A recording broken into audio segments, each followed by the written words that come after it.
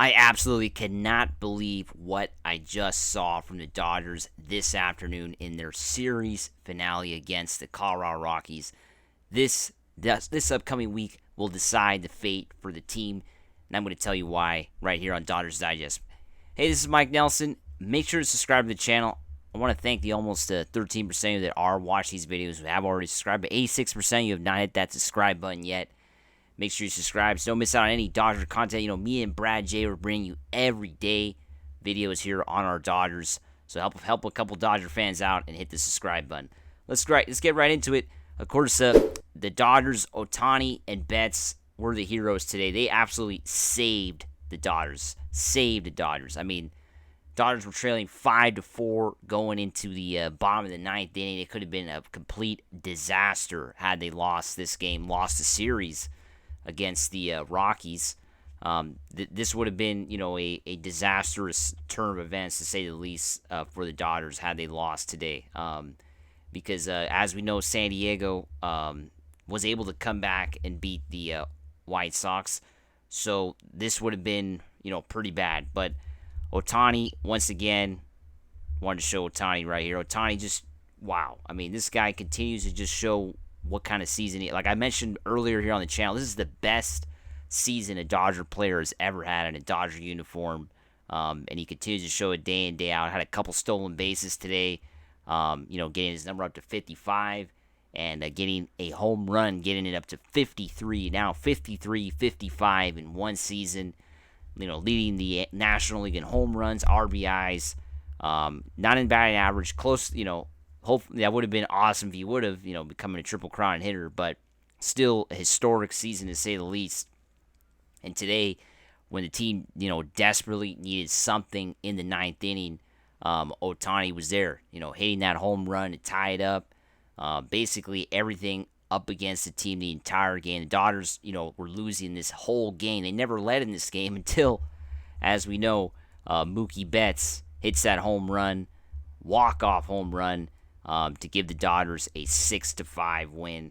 But yeah, that was the only time we saw the Dodgers leading in this game, which is kind of shocking that they were able to win this game after just a rough game, to say the least, which we will get into in a bit.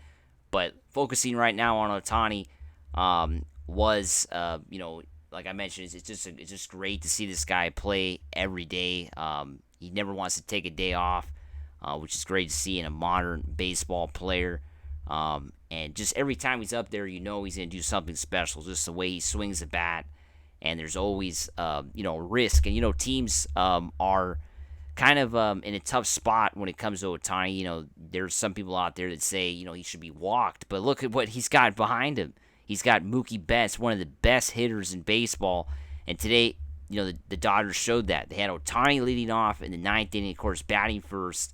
He ties up the game, and then Betts batting second, hits the home run to win the game. So basically, it only took two batters in the ninth inning to win this game. Nobody out. I mean, it was two batters that the Rockies pitcher faced, and he gave up home runs to each. So it just shows you what kind of lineup this team has and how the offense has, continued to carry this team on a nightly and daily basis. It is now, of course, like I mentioned in the video yesterday, another game that the Dodgers give up at least 4 runs, which is, of course, concerning to say the least. But this offense is, the best in baseball. They have the best lineup, one of the best lineups in baseball history, definitely in modern baseball history. This is the best lineup that you can have, and that's why the Dodgers are able to, overcome what they have to go through sometimes. And today, it was Yoshinobu Yamamoto definitely struggling.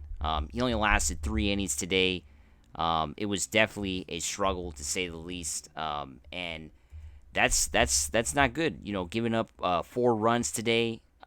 There was definitely some, he was definitely a bit wild, to say the least, when it comes to the game today. Giving up, of course, 4 runs, giving up 5 hits, walking 3, striking out 4. But there was some moments in today's game where he was definitely leaving pitches in bad spots and just was not in control, which is something very concerning, because Yamamoto, like I mentioned in the video yesterday, Yamamoto has been probably the only pitcher that's still left on this roster that has been elite in every one of his starts. And this is probably the first one that this season where we could say Yamamoto was not elite. He was, below average, not what you want to see in a pressure-packed game, which it was today. It was a pressure-packed game, coming off of yesterday's game. And, yeah, I mean, there was a lot of pressure, to say the least. With San Diego winning the way they've been winning, winning 8 of the last 10, there's definitely a lot of pressure. Now, the Dodgers pitched Yamamoto today. I think they didn't want to put Yamamoto out there against San Diego because potentially the Dodgers and Padres could play in the first round, and I guess they don't want the Padres to pick up any sort of hints on what Yamamoto is going to do to attack them.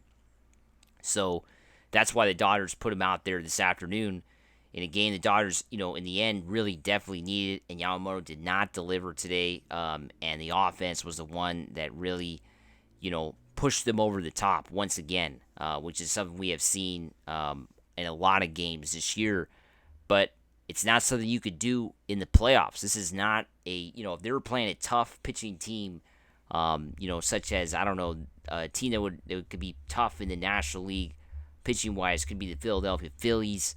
If you're looking at the American League, Houston could definitely be tough. If you're facing a team like that with very good starting pitching, and you fall in a hole that the Dodgers fell in today, it will be very difficult to come out of it. As we know, the Rockies don't have good pitching. Their bullpen is a disaster, as we've seen.